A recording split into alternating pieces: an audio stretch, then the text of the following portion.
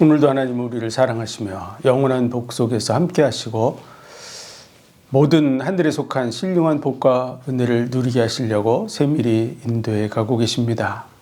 그 은혜와 복을 늘 확인하고 누리는 저와 여러분 되시기 바랍니다. 하나님의 말씀은 고린도전서 13장 1절부터 13절의 말씀입니다. 봉독해 드립니다. 내가 사람의 방언과 천사의 말을 할지라도 사랑이 없으면 소리나는 구리와 울리는 꽹과리가 되고 내가 예언하는 능이 있어 모든 비밀과 모든 지식을 알고 또 산을 옮길 만한 모든 믿음이 있을지라도 사랑이 없으면 내가 아무것도 아니요 내가 내게 있는 모든 것으로 구제하고 또 내 몸을 불사르게 내어줄지라도 사랑이 없으면 내게 아무 유익이 없느니라. 사랑은 오래 참고 사랑은 온유하며 투기하는 자가 되지 아니하며 사랑은 자랑하지 아니하며 교만하지 아니하며 무례히 행치 아니하며 자기의 유익을 굳지 아니하며 성내지 아니하며 악한 것을 생각지 아니하며 불의를 기뻐하지 아니하며 진리와 함께 기뻐하고 모든 것을 참으며 모든 것을 믿으며 모든 것을 바라며 모든 것을 견디느니라. 사랑은 언제까지든지 떨어지지 아니하나 예언도 패하고 방언도 그치고 지식도 패하리라. 우리가 부분적으로 알고 부분적으로 예언하니 온전한 곳이 올 때는 부분적으로 하던 것이 패하리라. 내가 어렸을 때에는 말하는 것이 어린아이와 같고 깨닫는 것이 어린아이와 같고 생각하는 것이 어린아이와 같다가 장성한 사람이 되어서는 어린아이의 일을 버렸노라. 우리가 이제는 거울로 보는 것 같이 희미하나 그때는 얼굴과 얼굴을 대하여 볼 것이요 이제는 내가 부분적으로 하나 그때는 주께서 나를 아신 것 같이 내가 온전히 알리라. 그런즉 믿음, 소망, 사랑 이 세 가지는 항상 있을 것인데 그 중에 제일은 사랑이라. 아멘. 기도하겠습니다. 하나님 은혜와 사랑과 복 주신 감사합니다. 잠시 사는 이 땅의 삶이 하나님의 영원한 계획 속에 있음을 감사합니다.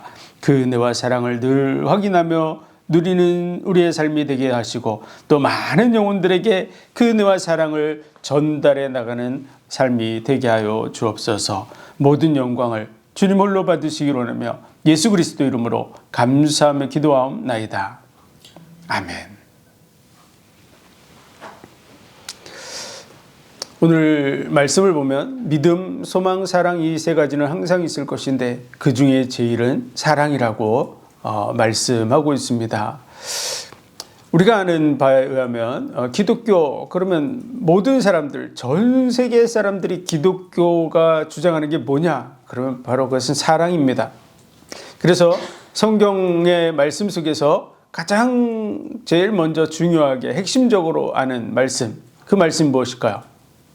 그것은 바로 요한복음 3장 16절입니다. 하나님이 세상을 이처럼 사랑하사 독생자를 주셨으니 이는 저를 믿는 자마다 멸망치 않고 영생을 얻게 하려 하심이라. 그래서 교회 유치원을 가면 첫 번째 배우게 되는 그런 찬양 중에 하나가 바로 이 찬양입니다. 그래서 하나님이 세상을 이처럼 사랑하사 하나님의 그 사랑을 우리가 이해하고 배우고 또 그 은혜와 사랑 속으로 들어가야 될 줄로 믿습니다.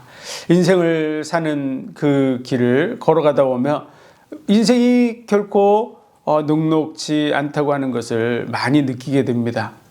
인생길이 평탄하지 않죠. 그래서 성경에는 인생길에 대해서 눈물의 골짜기라고 표현하고 있습니다. 그 말은요, 인생은 태어날 때부터 눈물 속에서 태어나죠. 아기가 태어나면 울면서 태어납니다. 그리고 또 인생을 지나가는 많은 과정 속에서 슬픈 그런 일들을 많이 겪게 되고 또 많은 눈물들을 흘리게 됩니다. 슬퍼서도 울고 아파서도 울고 또 기뻐서도 울고 그리고 이제 인생이 맞춰갈 때는 모든 사람의 눈물 가운데 이별의 그런 우리 그리스도인에게 있어서는 작별이죠. 작별. 기약된 그런 이별을 하는 시간임에도 불구하고 어쨌든 많은 눈물 속에 이 땅을 떠나가게 됩니다. 많은 고통의 시간들을 보내게 된다고 하는 것이죠. 그래서 그러한 일이 이 땅에 계획되어진 하나님의 계획이라고 하는 걸 알아야 됩니다. 하나님은 우리에게 하늘에 속한 모든 신령한 복으로 창세전에 복을 주셨습니다. 그것은 예수 그리스도로 말미암아 사랑 안에서 거룩하고 흠이 없는 하나님의 아들들이 되게 하시려고 하시는 것이라고 에베소서 1장에 말씀하고 있습니다. 오늘도 고린도전서 이 12장 마지막 절을 보면 너희는 더욱 큰 은사를 삼아라. 내가 또한 제일 좋은 길을 너희에게 보이리라. 더욱 큰 은사를 사모하라. 내가 제일 좋은 길을 너희에게 보이리라. 그러면서 이제 13장의 사랑에 대한 얘기를 쭉 하는 것이죠. 그래서 내가 사람의 방언과 천사의 말을 할지라도 사랑이 없으면 소리나는 구리와 울리는 꽹과리가 되고, 내가 예언하는 능이 있어 모든 비밀과 모든 지식을 알고 또 산을 옮길 만한 믿음이 있을지라도 사랑이 없으면 내가 아무것도 아니요. 또 내가 내게 있는 모든 것으로 구제하고 또 내 몸을 불사르게 내어줄지라도 사랑이 없으면 아무 유익이 없으리라. 이 내용을 그냥 읽어보면 천사의 말을 해요. 늘 좋은 말, 정말 힘이 되는 말, 행복한 말, 뭐 이런 얘기들을 하는 것 좋은 얘기죠. 그러나 그렇게 좋은 말을 할지라도 그 속에 진정한 사랑이라고 하는 것이 존재하지 않는다 그러면 그 울리는 꽹과리에 불과하다는 거죠. 그냥 지나가는 소리에 불과하다는 그런 말을 하고 있는 것입니다. 또 예언을 하는 능력이 있어요. 내가 하나님의 말씀을 잘 전달해요. 그래서 많은 사람들을 깨닫게 해요. 그런 예언의 능이 있는데 그 속에 진정한 사랑이 없다면 아무 유익이 없다고 말하는 거죠. 또 산을 옮길 만한 믿음이 있어요. 이 사람이 어마어마한 믿음이 있어요. 그래도 진정한 사랑이 그 속에 존재하지 않는다면 아무 유익이 없다고 말하고 있는 것입니다. 또 내가 내 모든 것으로 구제하고 내 몸을 불사르게 내어줄지라도, 내 모든 것을 다 나눠줘서 구제하는 분들, 그런 분들도 있죠. 구제를 잘 하시는 분들도 많습니다. 구제하고 또 내 몸까지도 불사르게 내어줘야 대단한 거죠. 그래도 그 속에 사랑이 없다면 아무 유익이 없다고 말씀하고 있습니다. 뭐가 빠졌을까요? 핵심적인 게 빠진 거야. 천사의 말을 하는 이유도 내가 예언하는 능력이 있어서 많은 하나님의 말씀을 전해도 또 정말 산을 옮길 만한 믿음이 있고 모든 것으로 구제하고 또 몸을 불사르게 헌신하고 하는 그런 부분에 있어서 사랑이라고 하는 것이 그 밑바탕이 되어져서 하지 않는다 그러면 아무 의미가 없다 그 말이죠. 지극히 작은 것 하나라고 하더라도 그 중심에 사랑이 담겨서 일을 행해야 된다고 말하고 있는 것이 오늘 말씀인 줄로 믿습니다. 그래서 그 사랑이 중요한 거야. 하나님이 우리에게 말씀해 주시려고 하는 게 뭐냐 그러면 그 사랑이에요. 사랑. 어떤 일을 많이 하는 게 중요한 게 아니야. 진정한 사랑을 우리가 품어야 되는데요. 그 진정한 사랑은 우리 속에서 저절로 만들어질 수 있을까요? 오늘 본문에 보면 이런 말씀이 있어요. 사랑은 오래 참고 사랑은 온유하며 사랑은 투기하는 자가 되지 아니하며 사랑은 자랑하지 아니하며 교만하지 아니하며 무례히 행치 아니하며 자기의 유익을 굳이 아니하며 성내지 아니하며 악한 것을 생각지 아니하며 불의를 기뻐하지 아니하며 진리와 함께 기뻐하고 모든 것을 참으며 모든 것을 믿으며 모든 것을 바라며 모든 것을 견디느니라. 사랑은 이런 거래요. 사랑은 언제나 온유하고 모든 것을 참고 모든 것을 견디고 바라고, 이 말씀을 쭉 적어놓고 그것을 매일같이 실천하려고 실천 1, 실천 2 해가지고 열심히 사랑을 실천하며 사랑이 생길까요? 이것을 열심히 우리가 제목을 정해놓고 그래 온유해야지, 그리고 오늘은 온유한 날을 만들어야지, 그리고 그렇게 열심히 실천한다 그래서 사랑이 생기는 게 아닙니다. 뭔가를 착각하고 있는 것이죠. 이 말씀을 쭉 적어놓고 다 실천한다고 사랑이 생기는 게 아니고 우리 속에 진정한 사랑이 있으면 이 모든 것이 자연스럽게 이루어지는 거라고 하는 얘기를 해주고 있는 거야. 내 속에 진정한 사랑이 있습니까? 그러면 당연히 이게 되어진다는 거야. 오래 참고 온유하고 투기하지 않고 자랑하지 않고 교만하지 않고 무례히 행치 아니하고 자기의 유익을 구치 아니하게 되고 성내지 아니하고, 내 속에 사랑이 있으면 되어지는 것이지, 이걸 열심히 적어놓고 실천한다고 내 속에 사랑이 있는 게 아니에요. 우리는 그 사실을 알아야 됩니다. 그 사실을 오늘 본문 속에서 얘기해 주고 있는 것이고요. 그 12장 마지막 절에 이렇게 얘기한 거야. 너희는 더욱 큰 은사를 사모하라. 내가 또한 제일 좋은 길을 너희에게 보이리라. 이 은사는 하나님이 주신 선물이라는 뜻입니다. 하나님이 주시는 선물을 받아야 돼요. 그 선물이 바로 사랑인 줄로 믿으시기 바랍니다. 하나님이 주셔야 돼요. 우리가 노력한다고 사랑이 만들어지는 게 아니에요. 내가 열심히 구제하고 헌신하고 봉사하면 사랑이 내 속에서 만들어지는 게 아니에요. 우리가 부모가 자녀를 낳아서 자녀를 사랑합니다. 그 자녀에 대한 생각이 정말 각별하죠. 그렇죠? 자녀가 아프면 내가 아픈 것처럼 아파집니다. 그만큼 각별해요.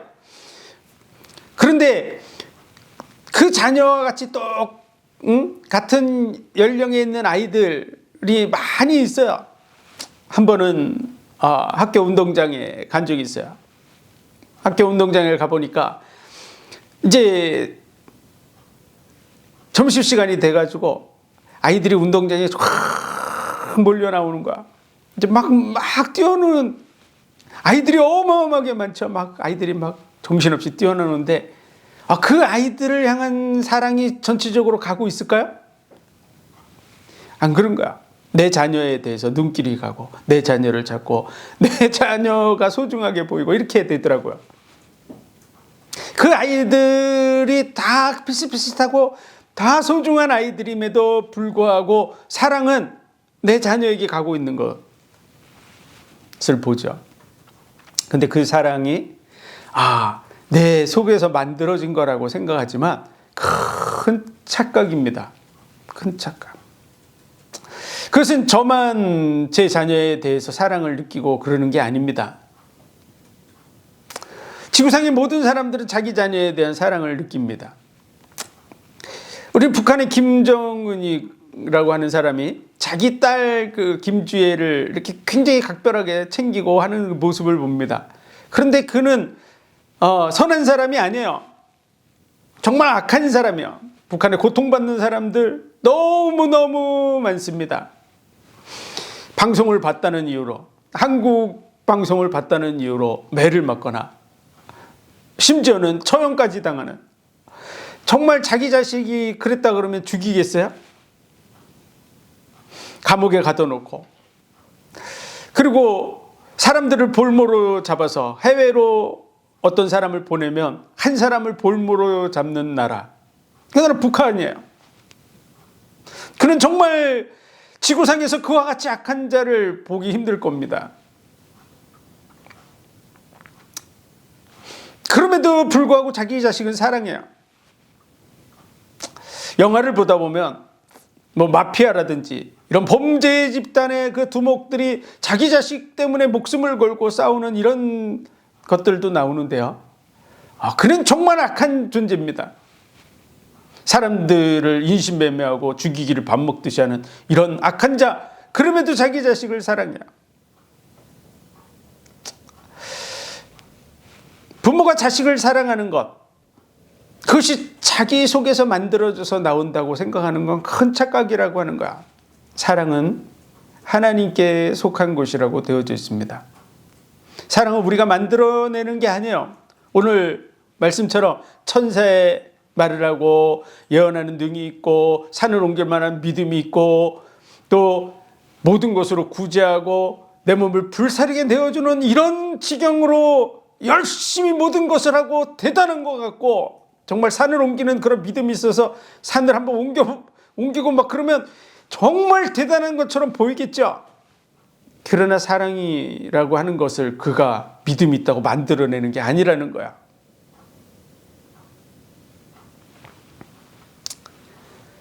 우리의 능력으로 만들어지는 게 아닌 줄 믿으시기 바랍니다. 하나님이 주셔야 되는 거야. 선물로 우리에게 주셔야 내 속에 진정한 사랑이라고 하는 것이 싹트고 자라서 열매 맺게 된다는 사실을 믿으시기 바랍니다. 그러면 부모가 자식을 사랑하는 거 사랑 아닌가요? 사랑 맞습니다. 그것은 당연한 것이죠. 하나님께서 하나님의 사랑을 알게 하시려고 이 땅의 삶 속에 하나님이 나눠주신 거야. 나눠주신 거. 너희는 여호와의 선하심을 맛보아 알지어다. 그에게 피하는 자는 복이 있도다.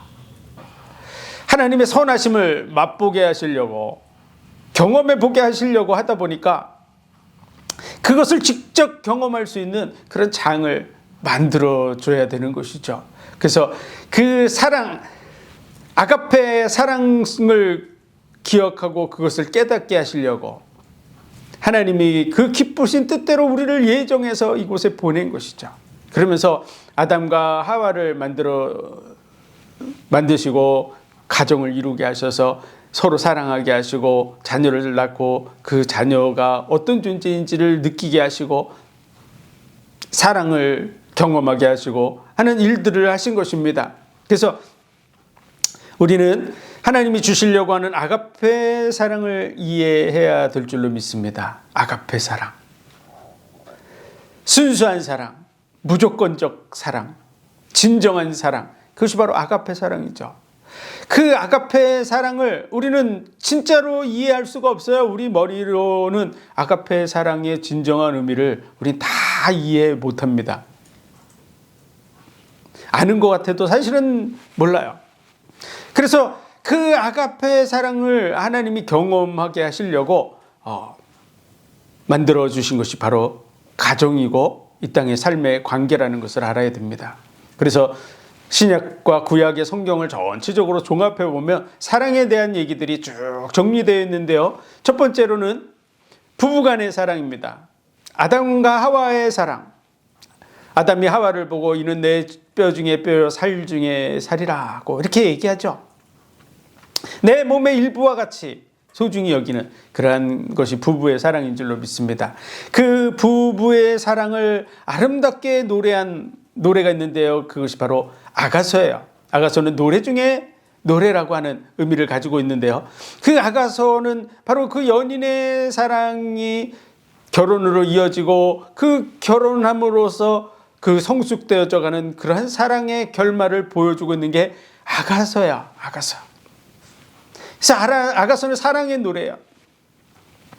아가서의 모습을 보면 꼭 그림을 이렇게 양쪽으로 펼쳐놓은 것처럼 이렇게 그렇게 보여집니다. 거의 비슷한 모습이 앞뒤로 나타나 있죠. 그래서 앞부분의 사랑의 노래와 뒷부분의 사랑의 노래가 아주 비슷해 보이지만 사실은 질적으로는 천지 차이가 나는 그러한 노래가 바로 아가서의 노래야. 앞부분의 사랑의 노래, 내 사랑이 나에게 입맞춰 주기를 원하니 그 사랑이 포도주보다 진함이라, 이렇게 노래하는 그 사랑의 노래, 첫 번째 그 사랑의 노래는 자기가 보는 관점에서 저 사람이 나를 사랑해서 나에게 입을 맞춰준다면 내가 얼마나 행복할까? 그런 개념에서 부르는 노래야. 우리도 연애를 하고 결혼을 하고 이런 경험을 가지고 있는 분들, 결혼하신 분들은 다 그런 경험을 가지고 있겠죠. 그 과정 속에서 첫 번째 관점이 뭐냐 그러면 내가 보기에 내 마음에 나 중심적인 그런 생각을 가지고 상대방을 보는 것이죠. 아주 이기적인 그런 발상이 그 속에 가득한 것, 그것이 첫 번째 느끼는 그런 사랑의 감정이에요. 저 사람하고 결혼하면 내가 행복해지겠지? 이런 생각을 하고 있지, 내가 저 사람하고 결혼하면 저 사람이 행복해지겠지? 이렇게 생각 안 한다는 거예요. 우리는 어떤 생각을 해봤습니까? 진정으로 내가 저 사람과 결혼하면 저 사람을 행복해지겠지. 저 사람이 나를 정말 사랑한 나같이 소중한 사람 이렇게 생각 안 하겠죠. 저 사람이 나를 정말 소중하게 생각하고 있기 때문에 내가 저 사람과 결혼해 줘야 되겠지. 뭐 이렇게 생각 안 한다는 거야. 대부분의 사랑의 반로가 아주 이기적인, 아마 지구상에 결혼한 사람들 또 연애를 해본 사람들 다 그 입장에 한 번씩 서보셨는 줄 믿습니다. 그렇게 서보셨죠? 다 자기중심적 생각을 가지고 판단하는 것이죠. 네, 그렇게 합니다. 자기 이기적이에요. 그래서 연애를 하다가 깨어지면 어떻게 되죠? 굉장히 가슴이 아프죠. 왜 아픕니까? 상대방이 이제 만나지 맙시다 이러면 굉장히 그 가슴이 아프고 상실감이 큽니다. 왜? 내가 상처를 입는 거야.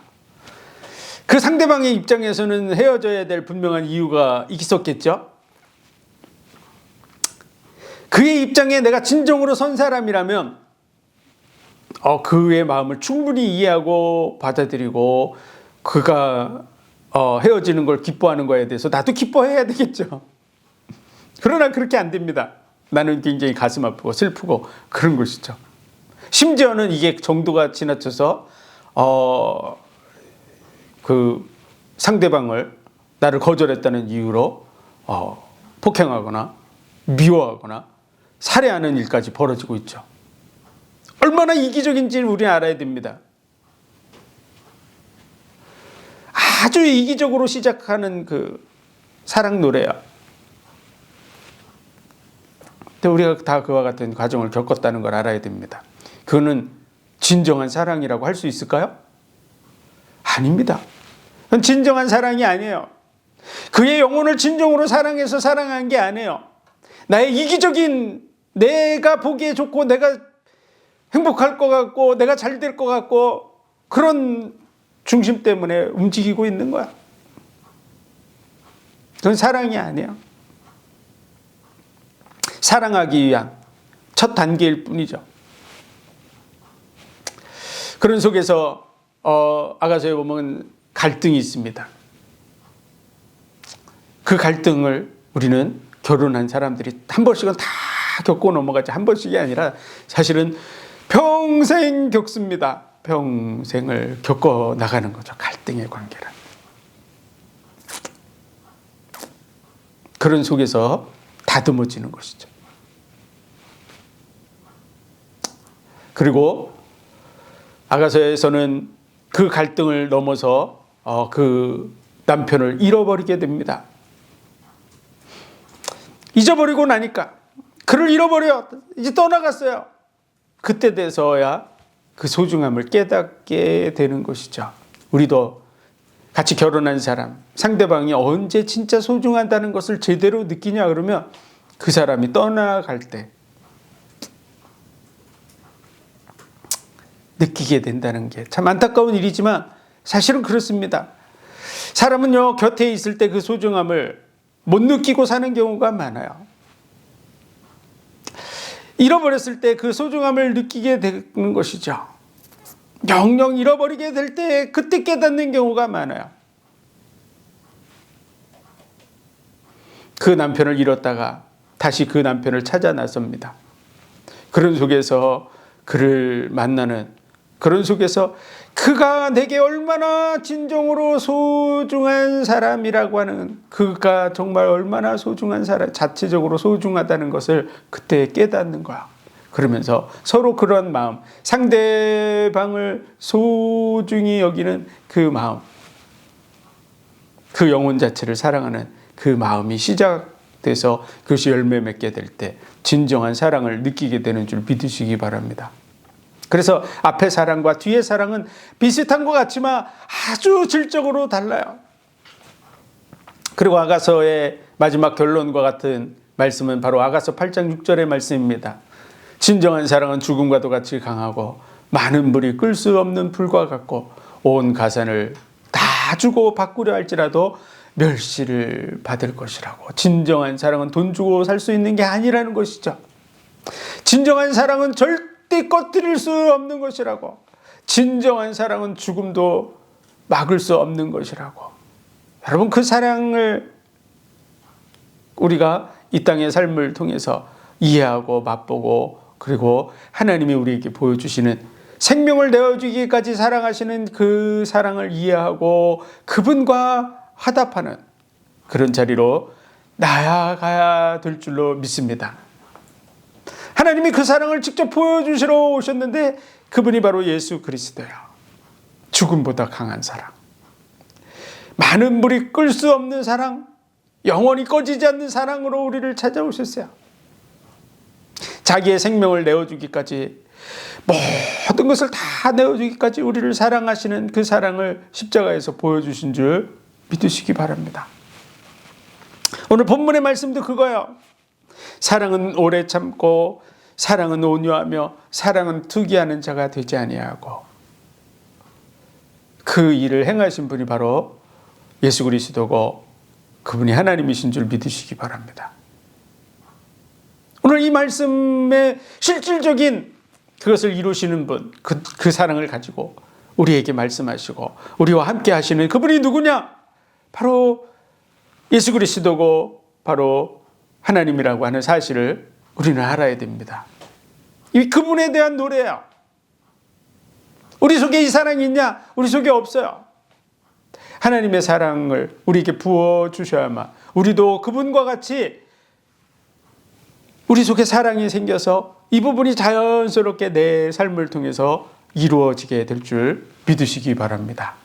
그래서 그 사랑의 은사를 구하라고 말하고 있는 것이죠. 그때 제일 좋은 길을 주리라고 말하고 있는 것입니다. 그래서 사랑은 언제까지나 떨어지지 아니하나 예언도 패하고 방언도 그치고 지식도 패하리라. 우리가 부분적으로 알고 부분적으로 예언하니 온전한 것이 올 때에는 부분적으로 하던 것이 패하리라.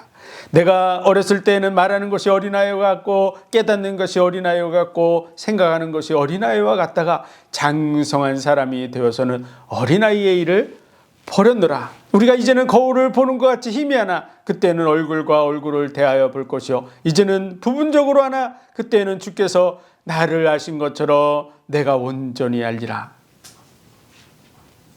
믿음, 소망, 사랑 이 세 가지는 항상 있을 것인데 그 중에 제일은 사랑이라고. 우리가 지금 하고 있는 것이 다 모든 것이 다 부분적인 거야. 다 부분적인 거야. 하나님의 사랑을 알게 하는 것에 있어서 부분적인 걸 하고 있는 거야. 부부의 사랑, 연인의 사랑을 하고 부부의 사랑을 가지고 그 사랑을 맛보아 가고 있습니까? 하나님의 사랑의 부분적인 부분을 우리가 하고 있는 거야. 그리고 우리가 자녀를 낳아서 키우고 있습니까? 자녀를 사랑합니까? 얼마큼 사랑합니까? 자녀를 생명같이 사랑하죠. 정말 소중해요. 내 몸의 한 부분과 같이 소중해요.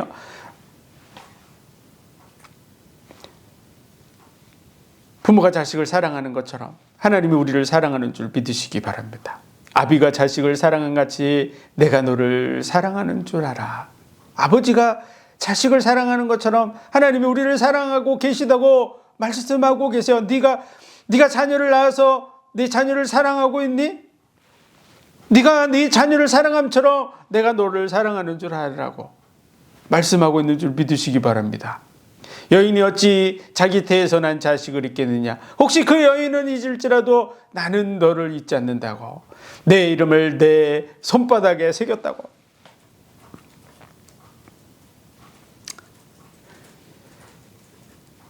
엄마가 자기 자녀를 사랑하는 것, 자녀를 얼마나 소중히 여깁니까? 그 사랑함처럼 하나님이 우리를 사랑하는 줄 믿으시기 바랍니다.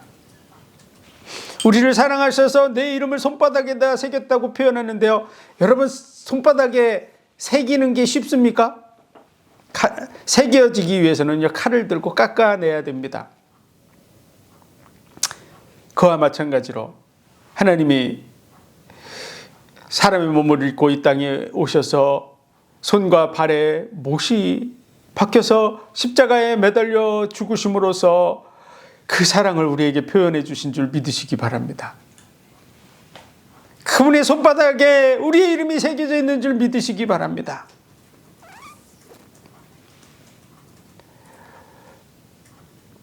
우리를 생명처럼 사랑하고 계세요. 그 사랑을 우리가 경험하는 것, 그것이 부모와 자식의 사랑이라고 말해주고 있는 거죠. 친구의 사랑,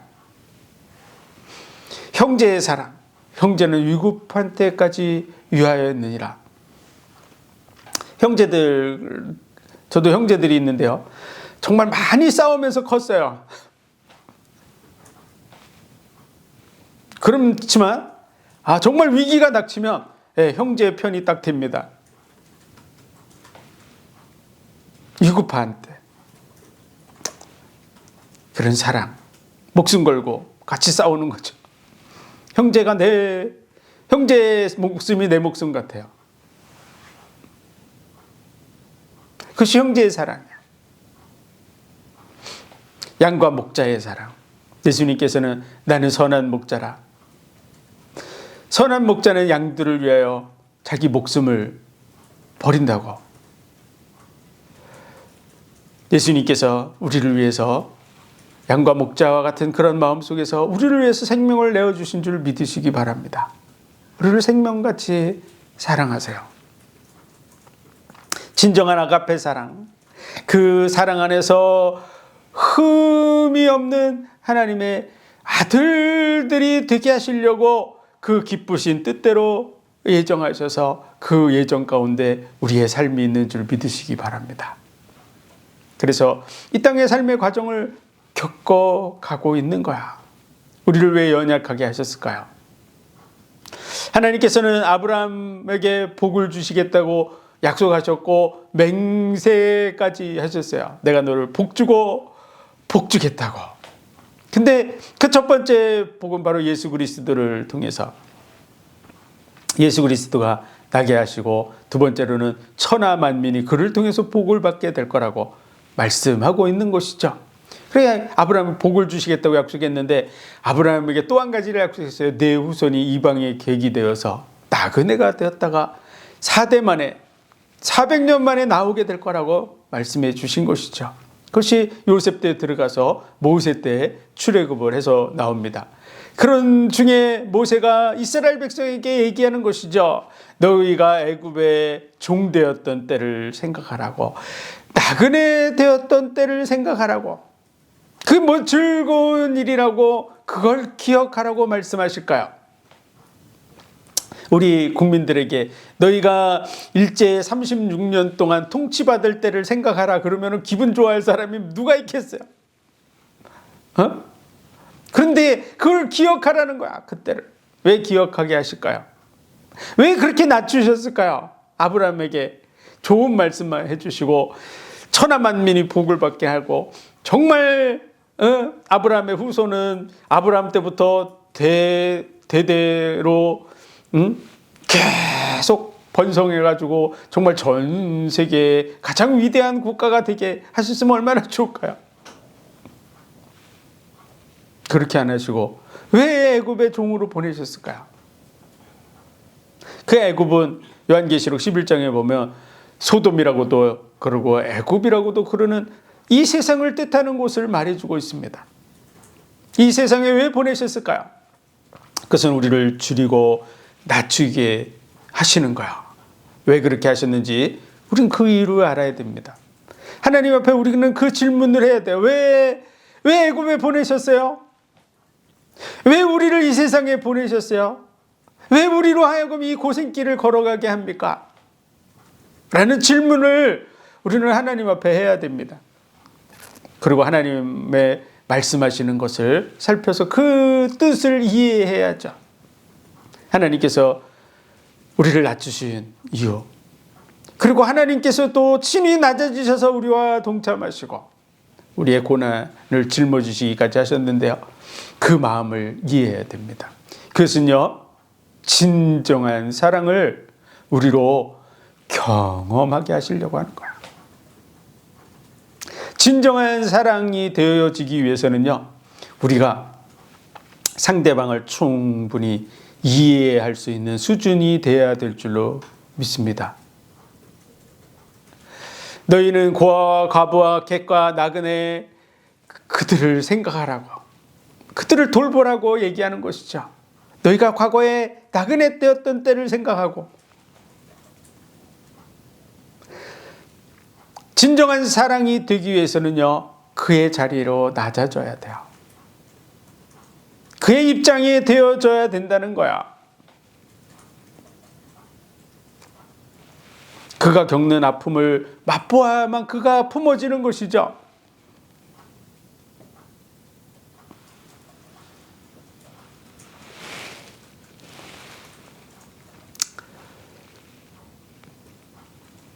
우리가 낮은 자리로 정말 낮아져서 상대방의 마음을 충분히 이해하는 그런 자리에 딱 있다 그러면 어떻게 되겠어요? 상대방을 참게 돼 있죠, 당연히. 그렇죠? 내가 그의 위치를 내가 그대로 느껴요, 그 마음을. 그러면 화낼 일이 아니죠. 그렇죠? 오래 참고 이러게 되는데 그게 당연히 되어지는 거야. 또 그를 대할 때 온유하게 대하게 돼 있어요. 그의 마음이 충분히 이해되니까. 그래, 내가 이해한다 그러면 아니 온유해지죠. 안 그랬습니까? 그를 대할 때. 우리를 충분히 낮추셔서 그 자리에 서게 하시려고. 이 땅에 보내신 줄 믿으시기 바랍니다. 진정한 사랑을 하기 위해서 하나님이 우리와 같이 되셨어요. 낮아지셔서 우리의 아픔에 동참하신 줄 믿으시기 바랍니다. 우리의 고난에 동참하셨어요. 우리를 체휼하는 자로 서시기 위해서. 그래서 그 사랑을 우리에게 배우게 하시는 거야. 우리도 왜 하나님이 낮추고 계십니까? 무엇이 잘 안 되고 있습니까? 연약하고 부족합니까? 하나님이 우리를 낮추고 계신 줄 믿으시기 바랍니다. 그래서 하나님의 마음을 이해하고 우리가 사랑해야 될 사람들의 마음을 이해하게 하시려고 하는 거야. 이해가 돼야 받아들일 수 있는 거야.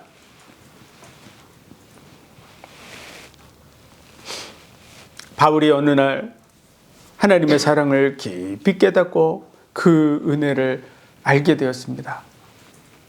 그러다 보니까 그를 정말 자신을 하나님 예수 그리스도 대적하는 자였는데 자신을 불러서 사도로 세우시고 이 복음을 전하게 하시고 하는 많은 능력을 주신 그런 속에서 그는 정말 하나님의 뜻대로 살고 싶은 마음이 간절했어요. 그런데 안 되는 거야. 왜 나는 하나님 뜻대로 안 되지? 왜 완벽해지지 않지? 그런데 그는 그 부분에 대해서 감사했습니다. 내가 예수 그리스도로 말미암아 하나님께 감사하노라. 감사한다. 내가 마음으로는 하나님의 법을, 육신으로는 죄의 법을 섬기노라. 아니 그게 뭘 감사할 조건입니까? 예? 그걸 앞에를 뚝 떼어내고 누군가가 그렇게 얘기하는 거야. 내가 마음으로는 하나님의 뜻대로 살려고 그러는데요, 육신으로는 늘 연약하고 죄짓는 이런 모습을 하고 있습니다. 참 감사합니다. 그러면 어떻게 됩니까? 앞에 거 잘라내고 이렇게 얘기하면 사람들이 다 손가락질할 거야. 그렇죠? 야, 네가 마음으로는 하나님 뜻대로 살려고 하는데 늘 죄짓고 사는 육신으로는 그걸 감사하냐? 그러면서 손가락질하겠죠. 그 말씀 그대로 받아들이면 이게 무슨 감사할 조건이야? 이렇게 밖에는 해석 안 됩니다. 근데 그는 바울은요, 내가 예수 그리스도로 말미암아 하나님께 감사한대요. 마음으로는 하나님의 법을, 육신으로는 죄의 법을 섬기노라. 이 감사 조건으로 이렇게 기도 제목 적거나 뭐 그럴 때 그런 거 적어 보신 분 있으신가요? 무슨 그게 감사 조건이라고 이렇게 적어서 내놓을 만한 것이 되겠습니까? 그런데 그는 감사했어요. 왜 그랬을까요? 그는 그 말씀을 적고 로마서 8장을 쭉 설명하는 거야. 내가 감사하는 이유가 있다. 그 이유는요, 그리스도 안에 있는 자들에게는 결코 정죄함이 없기 때문에 첫 번째 감사하는 거야. 그리고 생명의 성령의 법이 죄와 사망의 법에서 너를 해방했기 때문에 감사하는 거야. 그리고요, 육신이 연약해서 할 수 없는 그것을 하나님께서 예수 그리스도로 말미암아 대신 정죄를 받게 했기 때문에 감사한 거야. 그리고 우리로 하여금 하나님의 자녀라고, 우리의 모습을 보면 우리 모습을 가지고 하나님 앞에 나아가서 떳떳하게 하나님 앞에 탁 나가서 떳떳하게 하나님 아버지 그러면서 난 하나님 자녀입니다. 난 하나님의 나라를 유업으로 받을 자입니다. 라고 떳떳하게 이렇게 말할 수 있는 수준이 있는 사람이 몇이나 있을까요? 우리 모습을 보면 떳떳할 게 하나도 없어요. 그렇죠? 우리 속마음을 보면 더더구나 그렇죠? 없어요. 그렇기 때문에 로마서 8장에는 성령이 친히 너희가 하나님의 자녀인 것과 자녀라고, 그래도 넌 자녀야 이렇게 얘기해 준다는 거죠. 성령이 넌 형편없지만 그래도 너 하나님 자녀야 라고 얘기해 주는 거야. 너 지금 양심의 가책을 느끼고 뭔가 부족함을 느끼고 그러고 있지? 그래도 넌 하나님의 자녀야. 누가 얘기하신다고요? 성령이 친히 그렇게 얘기해 주시고, 또 한 가지는요, 넌 하나님의 나라를 유업으로 받을 자야. 너 천국에 가. 걱정하지 마. 너 천국에 못 갈 것 같지? 네 모습 보면 안 될 것 같지? 그러나 넌 하나님의 자녀야. 그렇기 때문에 하나님의 나라를 유업으로 받을 자야 라고 얘기한다는 거야.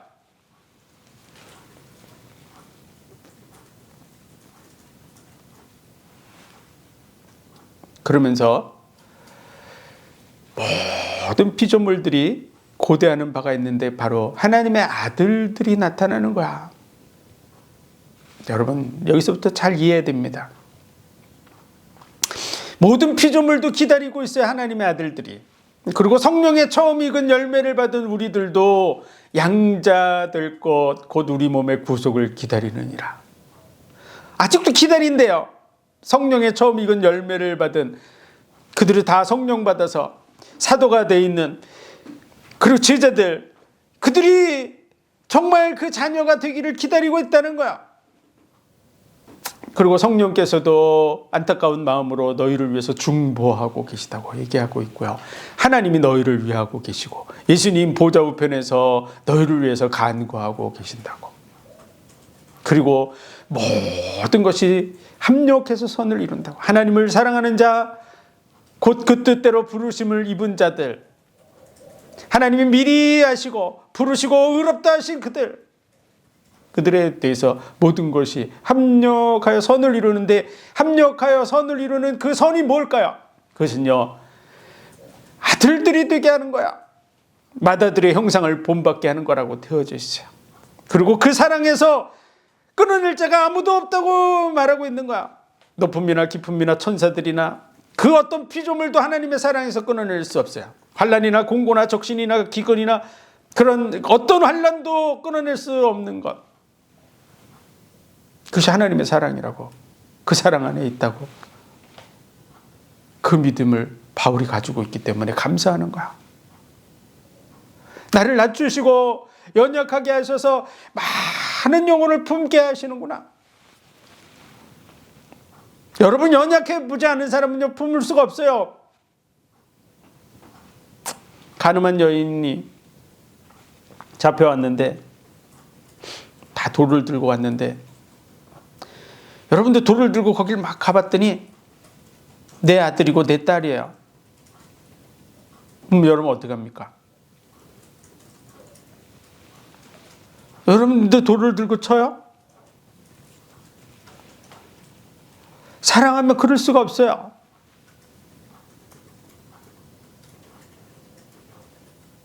여러분이 그 연약함을 이해하는 자리에 있어요. 그럼 여러분은 그 사람을 돌로 칩니까?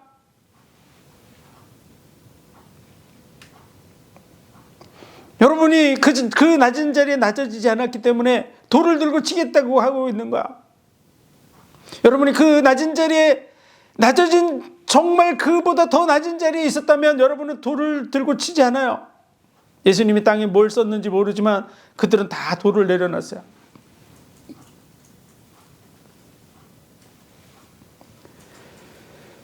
우리 하나님의 그 은혜와 사랑을 이해하기 위해서 우리가 가장 낮은 자리에 낮아져야 될 줄로 믿습니다. 그래서 애굽에 보내서 종을 만드신 거야. 그리고 너희가 그 종 되었던 때를 기억하라고, 나그네 되었던 때를 생각하라고. 77절이라고 하는 절기를 혹시 아시나요? 그 77절은 바로 오순절이라고도 말합니다. 오순절 그러면 우리는 다 이해할 수 있는 절기 중에 하나인데요. 마가의 다락방에 성령이 임한 곳입니다. 이스라엘의 절기로는 맥추절이라 그래요.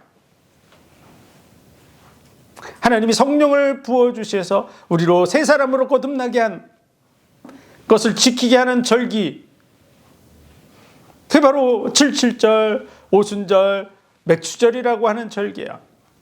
그때 내 성중에 있는 고아와 객과 나그네와 이런 사람들과 함께 기뻐하러 하나님 앞에서 기뻐하라고. 너희가 애굽에서 종되었던 때를 생각하고 그들과 함께 기뻐하라고 말씀하시는 것이죠. 너희가 구원받았냐? 그렇다면 그들을 이해하고 수많은 우리 주변의 영혼들을 생각하고 그들을 구원의 자리로 인도하는 그 은혜와 사랑, 성령 받고 구원받는 그 자리로 인도하는 그 일을 힘쓰라고 하는 것, 그것이 바로 오순절이고 7주절이고 맥주절의 의미인 줄 믿으시기 바랍니다. 우리가 거듭난 절기, 예수 그리스도께서 부활의 첫 열매가 되셨던 것은 초실절이고요. 그리고 그로부터 50일째 되는 그날 예수 그리스도의 성령 약속하신 것을 받아서 우리 영혼이 거듭나는 절기, 그것이 바로 77절이에요. 거듭난 하나님의 사랑은, 사람들은요 하나님의 사랑을 품고 영혼들을 바라보는 자리로 낮아져야 될 줄로 믿습니다. 왜 우리를 낮추시는 줄 아세요? 그 영혼들을 품게 하시려고 하는 하나님의 마음인 줄 믿으시기 바랍니다. 하나님의 사랑을 가지고 영혼들을 바라보게 하시려고 하는 거야.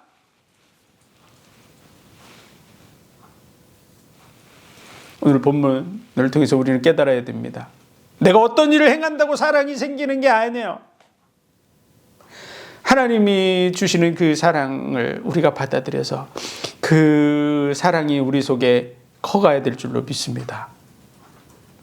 그 하나님의 사랑, 예수 그리스도를 통해서 보여주셨던 그 십자가의 은혜와 사랑을 우리가 늘 읽고 묵상하고 그 은혜 속에서 내가 낮아진 것을 경험하고 다른 영혼들을 그 사랑으로 품어 나가는 자리로 나아가야 될 줄로 믿습니다. 여러분, 교만한 사람이 뭔지 알아요? 자기는 된 줄로 생각해요. 그러나 정말 낮아져 본 사람은요, 그럴 수가 없어요. 왜? 내가 연약한 중에 있었기 때문에 그런 거야.